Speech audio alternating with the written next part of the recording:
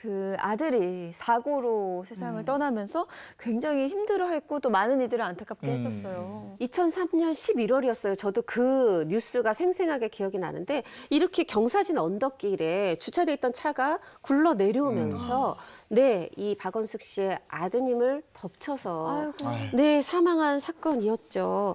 이 소식을 듣고 급하게 박원식 달려갔지만 이미 아들은 세상을 떠난 뒤고 또 이때 마찬가지로 빨리 달려와준 동료가 배우 김수미 씨였는데 김수미 씨를 붙들고 왜 자꾸 나한테 이런 일이 일어나냐 하면서 통곡을 했다고 해요. 사실 한 남자와 2번 결혼, 2번 이혼하고 그렇기 때문에 평생 이 단 하나뿐인 아들, 연기 요거 붙들고 살았는데 그 단 하나뿐인 아들을 그런 상황이었던 거죠. 네. 박원숙 씨한테는 그러면 11월 이 달이 정말 잔인한 달로 기억되겠네요. 맞습니다. 박원숙 씨가 이렇게 얘기를 해요. 나는 가을이 싫다. 왜냐하면 이 가정에 문제가 생기고 말하자면 이혼하고 이제 어느 집의 며느리가 아니잖아요. 그러다 보니 명절 때 괴로운 거죠. 그래서 추석이 있는 가을이 싫고 또 내 아들이 떠난 11월이 있기 때문에 또 가을이 싫다. 그래서 가을은 좋은 계절인데 내가 너무 싫다. 이렇게 얘기를 해요. 사실 이 남편 보내고 이혼하고 나서 아들을 위안과 희망을 삼아서 아들하고 그냥 친구처럼 애인처럼 그렇게 잘 지냈던 박원숙 씨였기 때문에 아마 더 슬프셨던 게 아닐까 싶습니다. 네, 이뿐만 아니라 당시 박원숙 씨가 한 방송을 통해서 이런 얘기를 했는데요. 정말 남편처럼 의지했던 그리고 정말 뭐랄까요, 남편처럼 애인처럼 의지했던 아들과 단둘이 여행 한번 가본 적이 없다라고 얘기를 하면서 이제 와서 생각해 보니 왜 그걸 가지 못했을까 참 너무 안타깝고 내가 속상하다라고 얘기를 해서 또 안타까움을 전하기도 했습니다. 네, 그런데 박원숙 씨가 아들을 떠나보낸 이후에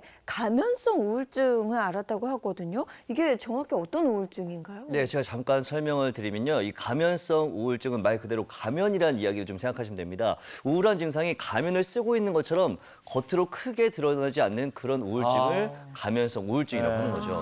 네, 그런데 정작 박원숙 씨는요, 자신이 가면성 우울증이었다라는 사실을 굉장히 나중에서야 알았다고 합니다. 과거 한 방송에 출연한 이 박원숙 씨가 이에 대해서 언급을 한 바가 있는데요.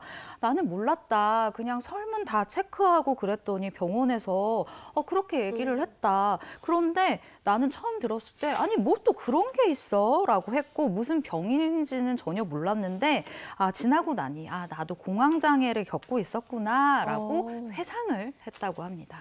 또 이제 박원숙 씨의 친한 동료 배우 오미연 씨가 얘기를 해요. 어떻게 보면 박원숙 씨 자신은 몰랐는데 옆에서 지켜본 친구는 알았던 것 같아요.